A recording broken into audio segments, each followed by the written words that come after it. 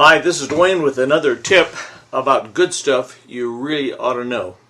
One thing you really ought to know is about parallel stacked third chords, and the reason you really ought to know about them is because they're so useful. You'll be using them all of your musical life. If you're not already, you soon will be, and they're just so useful. They're useful because that's the way our hands work. Parallel stacked third chords, I know it's a fancy name, but it simply means every other note. Is that simple enough? Every other note. Every other key on the keyboard. Okay, every other line or space. It's that easy. Look at that sheet that I sent along, and you'll see that that's true. The first chord is all lines, isn't it? The second chord is all spaces.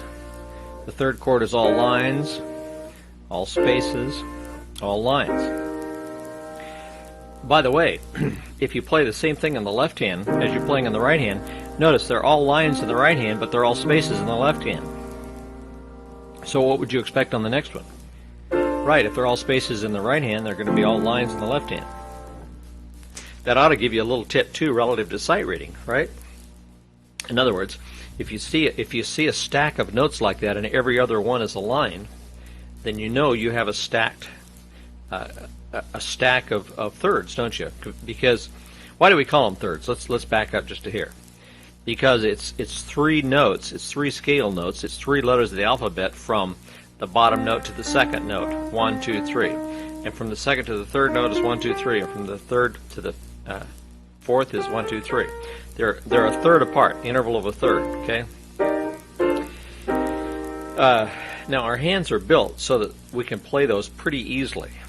Okay, and the fingers I use, it depends on what the chord is, but it's almost always 1, 2, 4, 5 or 1, 2, 3, 5.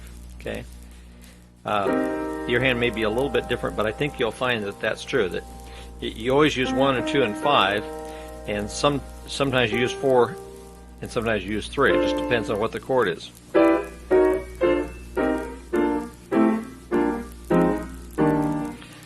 Now you've heard this kind of thing.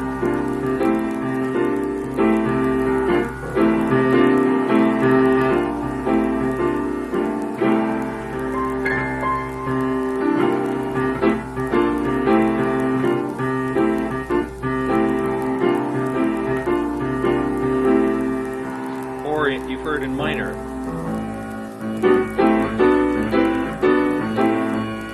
See that? It always gives a nice big effect. Now, how do you use it when you're just starting out, though? Well, here's what I do. Whatever I try this. Whatever melody it is you're playing, put a stack of thirds under it. Okay? Try to put a stack of thirds. It won't always work, but it'll work often enough.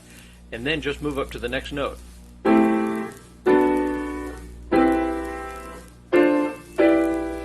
You see that gets a pretty good sound.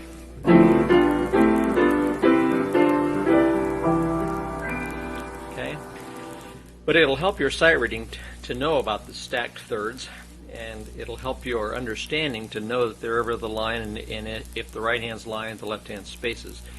And it'll help your ear training because you know that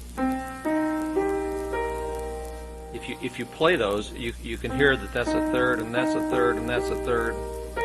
I mean, if you play them often enough, you'll hear it. Maybe you can't at first. Maybe you say, well, I can't hear it. Well, you can. I'm saying that you can if you keep doing it. Like anything else, okay? You get used to that sound. So after you hear that a million times, then you can differentiate that between. That's a different interval right there that was going, okay? But that's thirds. And quite often you'll hear thirds broken up like this. What's that? It's just stacked thirds, but coming down. You could do it going up, couldn't you? And music is made out of that sort of thing. It's made out of broken chords anyway, isn't it? And that just gives you one up on all the stuff you have to learn in music. So thought you'd like to know that. Play around with that a little bit, and if you have any further questions anytime about any of that, be sure and ask me on during your lesson, okay? But try to provide you with as many little insights as possible. Okay.